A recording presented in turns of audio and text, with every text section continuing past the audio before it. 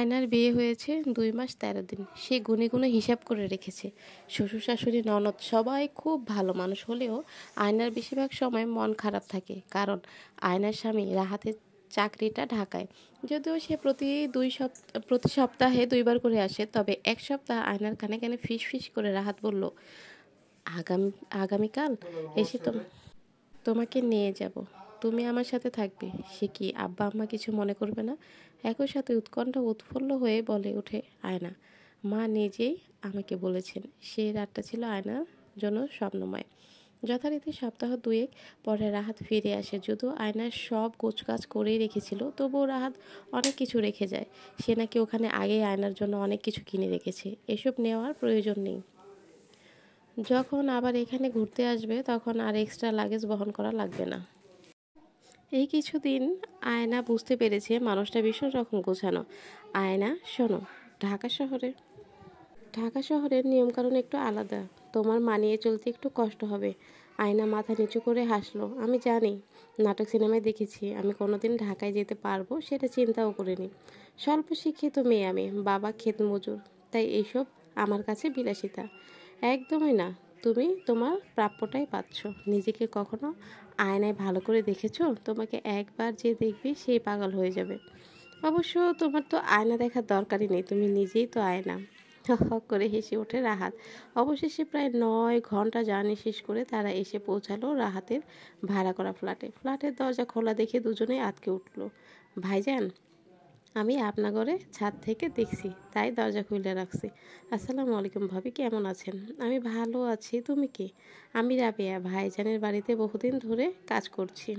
আজকে লিফটটা নষ্ট ছিল, পায়ে হেঁটে ৬ তলা পর্যন্ত উঠে রাহাত সমানে ঘামছে। এই এই কি হয়েছে? তোমার কি শরীর খারাপ লাগছে?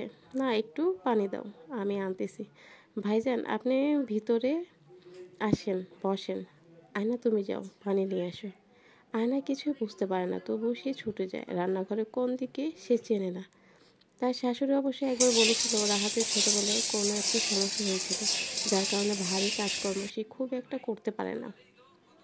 আর ৬ তলা পর্যন্ত সিঁড়ি ভেঙে উঠেছে, সেই জন্য হয়তো রাহাতের শরীরটা খারাপ করছে।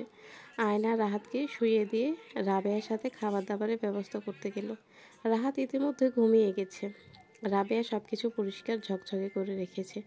অবশ্য আয়নাকে রাবেয়ার ব্যাপারে আগে কিছু বলেনি। রাতের খাবারে তৈরি হলো রাহাতকে ঘুম থেকে ডেকে রাতের খাবার তৈরি হলে রাহাতকে ঘুম থেকে ডেকে তুলে গোসলে পাঠিয়ে আয়না টেবিল সাজাতে লাগলো। আরে ভাবি, আপনি করেন কি? আপনি বসেন, আমি করে দিচ্ছি। তোমার বাড়ি কোথায় রাবেয়া? রাবেয়া বলল, গরিবের আবার বাড়ি ঘর ভাবি, তারপরও থাকার তো একটা জায়গা আছে, আমি এইখানে থাকি। মার কথা মনে নেই? বাবা ছিল, ৭-৮ বছর আগে সেও মরে গেছে। পরের থেকে ভাইজানের এইখানে আমি কাজ করছি। আয়নার খুব খারাপ লাগলো মেয়েটার কথা চিন্তা করে। এমন সময় রাহাত বের হয়ে এলো। এখন তোমার শরীরটা কেমন রাহাত? কি হয়েছিল বলো তো? না তেমন কিছু না, মাথাটা একটু ঘুরেছিল, এখন ভালো লাগছে। রাহাত কিছুক্ষণ এক দৃষ্টিতে রাবের দিকে তাকিয়ে থেকে আয়নাকে বলল, ওকে এখান থেকে যেতে বলো, খাবার টেবিলে শুধু তুমি আর আমিই থাকবো। রাহাত এত উচ্চস্বরে কখনো আয়নার সাথে কথা বলেনি। তাছাড়া সে নিজেও তো রাবেয়াকে বলতে পারত। খাওয়া শেষে ওরা নিজেদের শোবার ঘরে চলে যায়। কি হয়েছে রাহাত, তুমি রাবেয়ার সাথে এমন ব্যবহার করছো কেন? মেয়েটা তোমার এখানে আছে অনেক দিন ধরে, তোমাকে একটা কথা বলা হয়নি। এই মেয়ে তার প্রেমিকের সাথে মিলে মাস ২ আগেই আমার ঘরে চুরি করে পালিয়ে গিয়েছিল। পেটে নাকি বাচ্চাও ছিল। কি যে বাজে সময় কেটেছে তখন আমার। বিশ্বাস করো, আশেপাশের অনেক ফ্ল্যাটের মানুষজন তো আমার